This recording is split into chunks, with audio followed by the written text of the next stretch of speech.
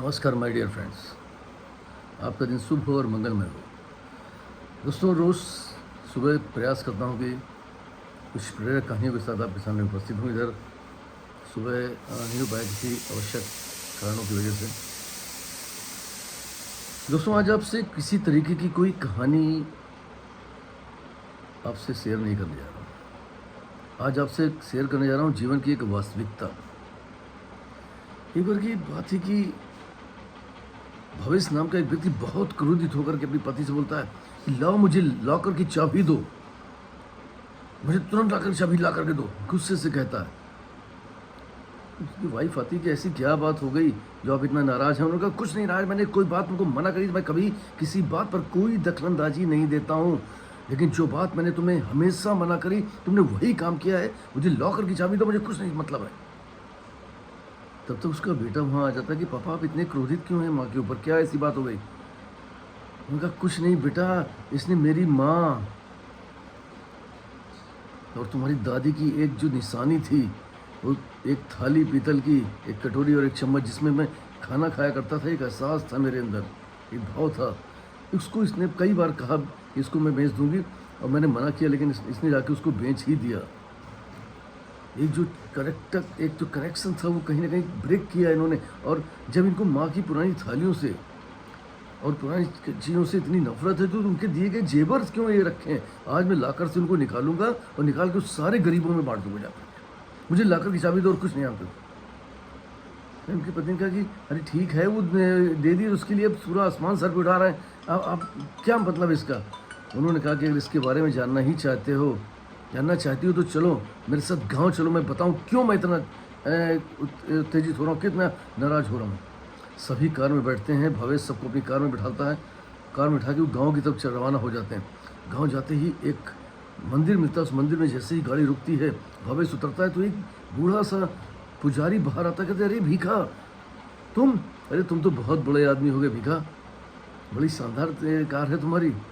भीखा ने उनके चरण छुए विनम्रतापूर्वक, आदरपूर्वक, सम्मानपूर्वक, और वहाँ अंदर जाकर के बैठे। उस पुजारी ने ना ऐसी कहा, भीखा तुम बहुत समय बाद आए, लेकिन तुम्हारी माँ वास्तव में देवी का स्वरूप थी, और एक पिता भी इतने प्यार, इतने लालन पालन पोषण, इतने तत्मीना से नहीं कर सकता जितना तुम्हारी माँ ने तुम्हारे लिए किया। भवेश, तुम्हारे जो है माता के जो बच्चे जो पैदा होते ही ख़त्म हो जाते थे, तो कुछ दिनों बाद ही तो उसने माता रानी का यही मंदिर पे आके एक संकल्प लिया कि मैं 1 साल तक नंगे पैर रहूँगी और 5 घरों में भोजन मांग कर तब मैं भोजन करूँगी और अपने बेटे को भोजन कराऊँगी। शांताबाई का ये प्रण जिस समय तुम पैदा हुए उसने उस समय से शुरू किया, और शुरू करने के बाद तुमको पढ़ने के लिए मंदिर छोड़ जाने लगी, यहीं पर मेरे लालन पोषण के लिए, और खुद जाती थी 5 घरों में भिक्षा लेकर के आती थी और तब भोजन तुमको कराती थी, खुद करती थी। 1 साल 2 साल जब बीत गए, तुम तो स्वस्थ हो गए, तुम तो बच गए, लेकिन तुम्हारे पिता नहीं रहे। अकेली माँ ने अपने आत्मविश्वास, अपने आत्मबल पर मेहनत करके किस तरीके से तुमको पाला पोसा बड़ा किया। और आज तो उसका एक ही जो सपना था कि मेरा बेटा बड़ा साहब बने, वास्तव में तुम जो है बड़े साहब बन गए हो। क्योंकि भवेश जो था एक मल्टीनेशनल कंपनी में जनरल मैनेजर था, 2 लाख से ज़्यादा उसकी तनख्वाह थी पर मंथ की।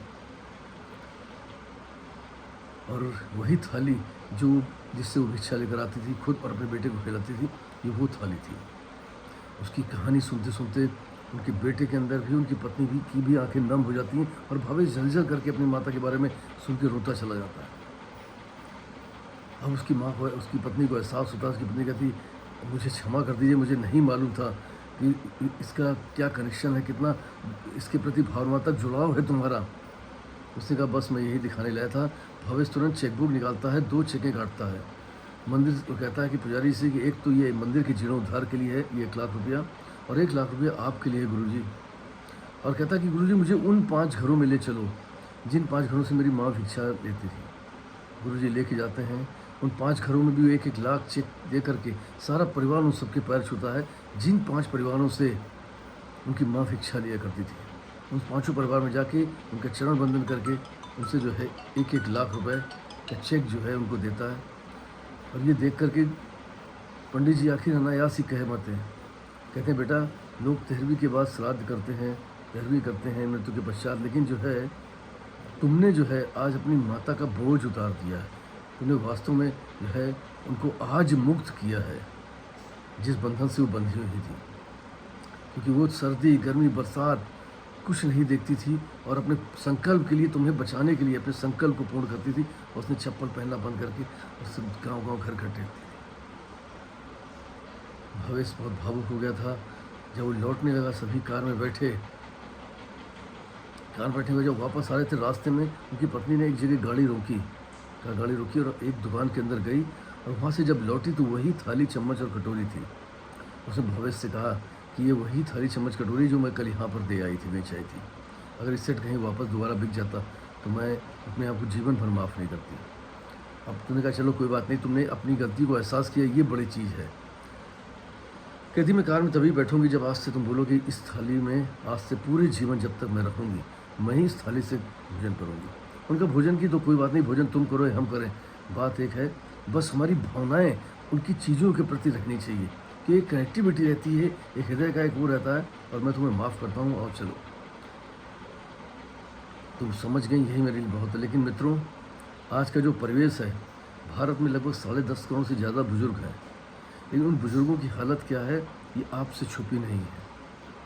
ज़्यादातर बुजुर्ग जो है वो अलग बैठकर ही खाना खाते हैं, लगभग 80% बुजुर्ग। 20% जो है जो बुजुर्ग होते हैं वो अपनी बहू से या बेटे से डर कर रहते हैं।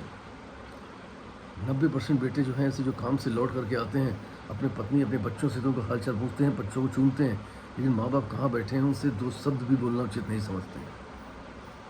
ये विडम्बना है अपनी। हम भारत के बहुत संस्कारिक लोग हैं, हमारे संस्कार विश्व में सबसे सर्वोत्तम है, उसके बाद भी कहीं ना कहीं हमसे अनदेखी हो रही है, हमसे लापरवाही हो रही है। इसलिए जो है ओल्ड सेंटर होम कितनी तेज़ी से खुलते जा रहे हैं।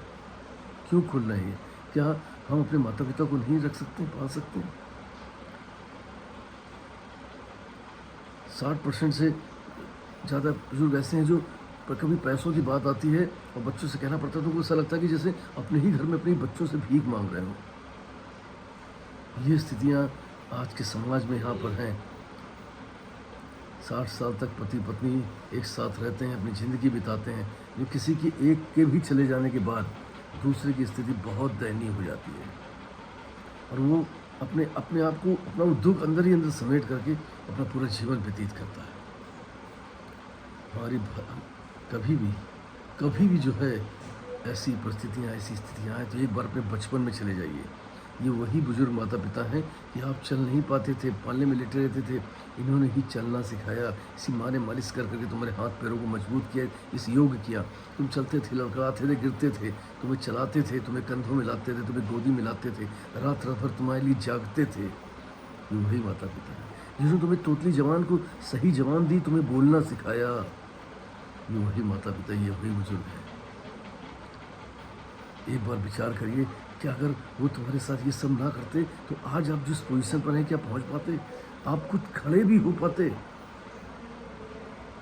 मित्रों, माता पिता जो हैं इनका कर्ज कभी आप जीवन में नहीं चुका सकते हैं। एक बार भावनात्मक रूप से सिर्फ अपने हृदय में एक बार चिंतन करिए, मनन करिए। ये वृद्धाश्रम जो है बहुत ही मजबूरी हो, कोई ना हो चाहो वही जाए, लेकिन जिनके बेटे हैं कम से कम वो वृद्धाश्रम में जाए। आप उनका अंश हो, आप उन्हीं की वजह से हो। आप विचार करो अपने बचपन का एक पल, या किसी बच्चे को देखो जो आपका बच्चा है, उसको आप कैसे ट्रीट कर रहे हो, उसको समझो। अपने आप आपको अपने माता पिता का त्याग समझ में आ जाएगा। हमारी भारतीय संस्कृति पृथ्वी में देवता के स्वरूप हमारे माता पिता को मानती है। महसूस करिए, खासकर जो बेटियां हैं उनके लिए तो 2 परिवार, 2 माता, 2 पिता सौभाग्य है उसका। इसीलिए धन कही गई है, इसीलिए धैर्य की देवी कही गई है। बस ये धन्यता, ये धैर्य, ये सहनशीलता अपने अंदर लाओ, अपने माता पिता को प्यार से प्रेम करो।